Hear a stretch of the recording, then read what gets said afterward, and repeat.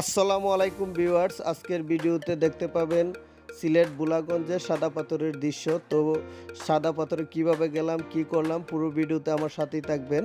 তো আমরা প্রথমে 10 নম্বর নৌকাঘাট থেকে নৌকা নিয়ে সাদা পাথরের উদ্দেশ্যে রওনা দিলাম। এই যে দেখেন, আমরা সাদা পাথরের কেয়াঘাটে পৌঁছে গেলাম। পৌঁছানোর পরে অনেক জায়গায় হাঁটতে হবে, তো হাঁটার প্রস্তুতি নিচ্ছি। হাঁটা শুরু করলাম। হাঁটতে হাঁটতে সামনে পড়লো কসমেটিকের দোকান। কসমেটিকের দোকানের পরেই সাদা পাথরের অবস্থান। এই যে দেখেন, সাদা পাথর পৌঁছে গেলাম। এক পাশে ইন্ডিয়ার উঁচু উঁচু পাহাড়, পাহাড় প্রেমীদের জন্য এই জায়গাটা একটা চয়েসফুল জায়গা।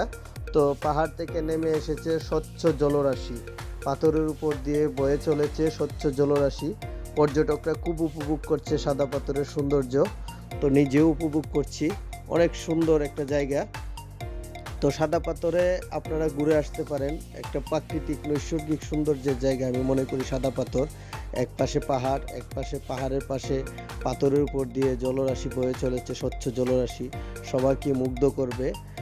আর এই প্রকৃতির দিকে তাকালে আল্লাহ তাআলার নিয়ামতের, প্রকৃতিকে আল্লাহ তাআলা কত সুন্দর করে সাজিয়েছেন। আল্লাহ তাআলার নিয়ামত সম্বন্ধে আমাদের একটা ধারণা চলে আসে। আল্লাহ তাআলা প্রকৃতিতে কত বড় নিয়ামত দিয়েছে, চোখ জুড়িয়ে যায়। তো যারা পরিবার নিয়ে সাদা পাথর ঘুরে আসতে চান, তাদের জন্য বর্তমানে এখন অনেক ভালো ব্যবস্থা আছে। এই যে দেখেন, কাপড় চোপড় রাখার ব্যবস্থাও আছে। পাশে বক্সে, টিনের বক্সে কাপড় চোপড় রাখার ব্যবস্থা আছে। এক পাশে হোটেল আছে, খাওয়ার ব্যবস্থা আছে, যেগুলো আগে ছিল না। বর্তমানে মানে অনেক সুন্দর ব্যবস্থা হয়েছে। তো আপনারা যারা পরিবারকে সুন্দর একটা সময় দিতে চান, সুন্দর একটা সময় উপহার দিতে চান, পরিবার নিয়ে ঘুরে আসতে পারেন সাদা পাথরে।